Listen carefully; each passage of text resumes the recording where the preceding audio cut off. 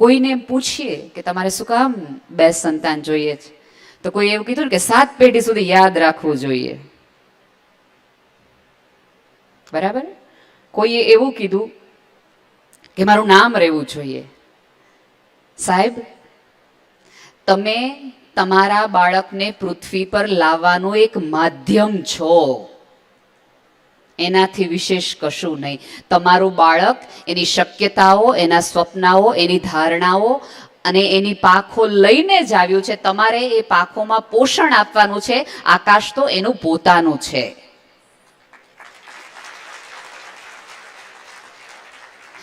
Flight runway પર જેમ ચાલે ને, દોડે ને, મા બાપનું કામ એ બાળક ઉડતા ન શીખે ત્યાં સુધીને ઉડવાની તૈયારી કરી શકે ત્યાં સુધીનું પ્લેટફોર્મ આપવાનું જ છે. હું તો એ વસ્તુની પણ વિરોધી છું કે તમને જેવું જોતું એવું બાળક નહીં, જેવું હોવું જોઈએ એવું બાળક નહીં. કારણ કે હું મહામાનવ નથી, હું સારી વિચારક નથી, એટલે હું મારી મર્યાદાનું બાળક ના કમાન્ડ મારા બાળકને આપીશ. મારી માટે રૂપાળું હોવાનું મહત્વ હશે તો હું રૂપની વાત કરીશ. તમને મેથ્સ ગમતું હશે તમે મેથ્સની વાત કરશો. તમને ઇંગ્લિશ સાહિત્ય ગમતું હોય તો અંગ્રેજી સાહિત્યની વાત. એનો અર્થ એ થયો કે હું મારી ફ્રેમનું બેસ્ટ બાળકની વાત કરી રહી છું. જ્યારે કે અહીંયા વાત તો મહામાનવ તરફની યાત્રાની છે. સાહેબ, કરુણાવાન, દયાવાન અને બહુ જ સરસ વાતો અહીંથી થઈ. અને એ ઉપરથી તો મને એવું લાગ્યું કે 20 વર્ષ પછી સુરતમાં તો જે ફાલ આવવાનો છે એટલો પવિત્ર ને એટલો મજાનો આવવાનો છે કે સાધુઓ, સમાજકો, સેવકો અહીંથી વધુ ને વધુ આવશે. ના, ટ્રસ્ટ મી. સરસ જયદેવભાઈ શરૂઆતમાં જ એ વાક્ય કહી દીધું, કૂવામાં હશે ને તો વેડામાં આવશે. બીજની શક્યતા હશે તો એ ફૂલી ફાલી શકશે. એમાં થોડા થોડા રંગરોગાન કરી શકશું આપણે, થોડું. પણ તમે એમ હોય કે તમારા પ્રભાવથી મુક્ત એ બાળક આવશે તો એની માટે તમારું મક્કમ હોવું બહુ જરૂરી છે. ને હવે મક્કમ આવટ આપણે બહુ રહ્યા જ નથી એટલા બધા. આપણે માત્ર પ્રેગ્નન્સીમાં છે ને ભૂલ એ થઈ ગઈ કે ખોરાક ઉપર જ ધ્યાન આપ્યું,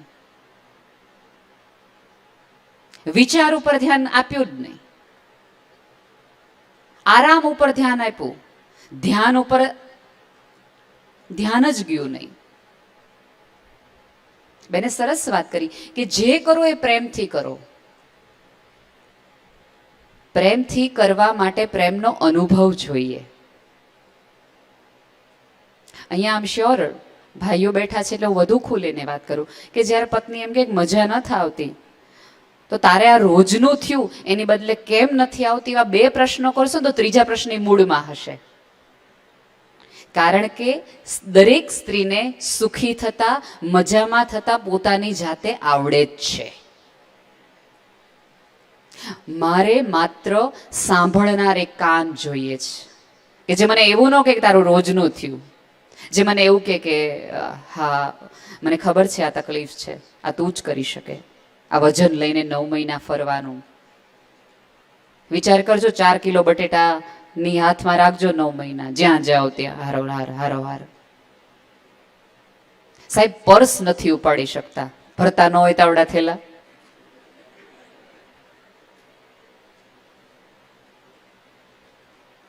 આ ગર્ભ યાત્રા, મને આ શબ્દ સાથે આઈ લવ યુ છે. યાત્રા. યાત્રી ક્યારેય એકલો ન હોય, સહયાત્રી તમે છો. પતિ પત્ની નથી થવાનું, એ બંને મિત્રો થશે. તમને યજુર્વેદમાં જ એક શ્લોકમાં એક એવું કહેવામાં આવ્યું છે કે તને 100 પુત્ર થાય અને 100મો પુત્ર તારો પતિ હોય. મિત્ર ભાવ કહેવામાં આવ્યો છે. અહીંયા કુટુંબીઓની સાથે લ્યો. હું તો એવું માનું છું કે તમારા ગર્ભ સંસ્કારના કાઉન્સેલિંગમાં પહેલા 2 સેશન સહકુટુંબનું રાખો કે જેમાં સાસુય આવે, સસરાય આવે, નણંદે આવે, જે કુટુંબમાં એ દિવસે હાજર હોય એ આવે. આમ શ્યોર તમને બધાને બહુ તકલીફ પડશે અને આ જ જવાબ આવશે, બેન આ અમારે 3 કર્યા, ખબર ન પડી, વાડીમાં મોટા થઈ ગયા. સાચે હવે સમાજ બદલાણો છે, વ્યાખ્યાઓ બદલાણી છે, વિચાર બદલાણો છે ને શારીરિક બંધારણ પણ બદલાણું છે. એ બંધારણમાં તમારે નક્કી કરવાનું છે કે હું ક્યાં ફિટ છું ને ક્યાં મિસફિટ છું. આ સહયાત્રા છે, ગર્ભની યાત્રા છે. એને પણ થોડા ડુ એન્ડ ડોન્ટ્સ આપો કે એને આમ વાત કરો. પ્રેમનો અનુભવ બાળકને હશે જ નહીં તો હું શું પ્રેમ કરવાની, હું શું કમાન્ડ આપવાની. હાથ રાખીએ છીએ ને ત્યારે જે ચામડી વચ્ચે આવે છે ને એ દરેક સ્ત્રીને જલ્દી ચામડી ઉખેડીને સ્પર્શ કરી લેવો છે. હું આમ શ્યોર કે જ્યારે તમને આ લોકો સોનોગ્રાફીમાં તમારા બાળકનું ચિત્ર દેખાડતા હશે ને ત્યાં તમે જોઈ લીધું છે કે આ આવું છે. રાત્રે ઉઠી ઉઠીને તમે ફાઇલો જોઈને જોયું કે કેવું લાગે છે. સાથે બેસાડીને તમને પતિને દેખાડો, એની સાથે વાતો કરો. એવી સરસ વાતો આ પુસ્તકમાં છે કે તમારે તમારા બાળક સાથે વાત કરવાની છે. વાત કરવા માટે બહુ જરૂરી છે કે તમને જાત સાથે વાત કરવાની ટેવ હોવી જોઈએ. ભારતીય માનસમાં સ્ત્રીને જાત સાથે વાત કરવાનો સમય પણ નથી, અવકાશ પણ નથી અને સોરી ટુ સે આદત પણ નથી. આદત પણ નથી. પ્રેગ્નન્સી પ્લાન કરતા પહેલા સેલ્ફ જાત સાથે રહેવાનું શરૂ કરો. તમારી એકલતાને તમે એકલતા નહીં, લોનલીનેસ અને અલોનનેસ એવા 2 અંગ્રેજી શબ્દો છે. અલોનનેસમાં પીડા હોય, લોનલીનેસમાં મજા હોય કે મારું એકલતાનો વૈભવ છે. આ મને જેમણે સમાધિની વાતો કરી ને, અધ્યાત્મની વાતો કરી. વિરેન્દ્રભાઈ તમારું સાયન્સ તો બહુ અઘરું છે, મારાથી તો એટલું બધું ન થાય અને હું તો મજાની માણસ છું એટલે હું બહુ ગર્વથી કહું છું કે મને મોક્ષની કોઈ ઈચ્છા નથી. આ પૃથ્વી એટલી સુંદર છે, એટલી માણવા લાયક છે. હું દર વર્ષે નવો જન્મ લઈને આ પૃથ્વીને વધુ ને વધુ સુંદર બનાવવા માંગુ છું. આ આખી સભ્યતાની રચના મારા માટે થઈ છે. ઉપરવાળાએ મહા મહેનતો કરી, બ્રહ્માંડ મારી માટે બનાવ્યું છે. જેટલી કર્મની ડેફિનેશનમાં મળશો એટલા પીડાશો. સભાનતા કર્મની રાખો. સભાનતા, આઈ રિપીટ, તમારા કર્મો માટેની સભાનતા રાખો. તમારા કર્મની પીડા નહીં. એ પીડા હંમેશા આપણને ભૂલ કરાવે, તકલીફમાં નાખે, મૂંઝવણમાં નાખે. રાધર ધ્યાન છે એક પ્રકારની સભાનતા છે, awareness of time and place. જીસસને એવું કીધું, પૂછવામાં આવ્યું હતું, તમે તો આમ શ્યોર બાઇબલ વાંચ્યું હશે એટલે તમને ખબર છે કે જીસસ એવું કહેતા, માય ફાધર્સ લેન્ડ, હું તમને મારા પિતાના ઘરે લઈ જાઉં, મારા પિતાના ઘરે લઈ જાઉં, ત્યાં આ હશે, આ હશે, આ હશે. એટલે એક યાચકે પૂછ્યું કે એકચ્યુઅલી તમારા પિતાના ઘરે એવું કયું સ્વર્ગ હશે કે જે પૃથ્વી પર નહીં હોય? ત્યારે એણે એમ કીધું, there shall be no time and place. ત્યાં સમય અને સ્થળ ન હોય. હવે એ ત્યાંના હતા, પશ્ચિમના, પણ બધાની મોટામાં મોટી તકલીફ બેને કીધું ને કે ગૂગલ, યુટ્યુબ આ વાંચીએ ને પછી છેલ્લું પાને આપણને કયો વિચાર આવે? હે આ સાચું હશે? જે દિવસે તમને એવું લાગે ને હે આ સાચું હશે તો બીજું પાના તરફ ન જતા. પહેલું પાનું જ તમને અથથી ઇતિ સુધી, શબ્દ સુધી ઇન્વાઇવ થઈ જાય, તમારા રગે રગમાં, નસે નસમાં ઉતરી જાય અને તમારા સેલ તમને કહેવા માંડે કે આવું થાય,